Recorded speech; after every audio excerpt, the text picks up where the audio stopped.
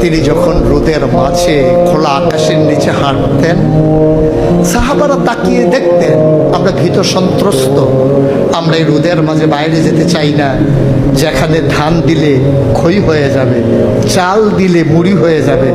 প্রচন্ড গরমের মাঝে তিনি হাঁটেন কেমনে? অবাক বিশ্বে উপরের দিকে তাকিয়ে দেখতেন নবী হেঁটে যায়, আর নবীর মাথার উপরে একটা মেঘের টুকরা ছায়া হয়ে হয়ে পাশে পাশে যায়। এবড়ো থেবড়ো পাথরগুলোর উপর দিয়ে আমার নবী যখন হাঁটতেন, পাথরের কোনা বের হওয়া পাথরে সবাই হাঁটতে ভয় পেতেন, অথচ নবী সেই এবড়ো থেবড়ো পাথরের উপর দিয়ে হেঁটে যেতেন। তারা চিন্তা করতেন নবীর কদমের নিচে এই শক্ত পাথর পড়লে উনি কি ব্যথা পান না? পরীক্ষা করার জন্যে পেছনে পেছনে অনেকেই দৌড়াতেন। দৌড়ে দৌড়ে নবীর কদম মুবারকের নিচে যে পাথর পড়ে গিয়েছিল ওরা হাতে তুলে দেখতেন নবীর কদমের সম্মানে শক্ত পাথর তুলার মতো নরম হয়ে গেছে। এ নবী আমার, এ নবী আপনার নবী, এ নবী আমাদের নবী।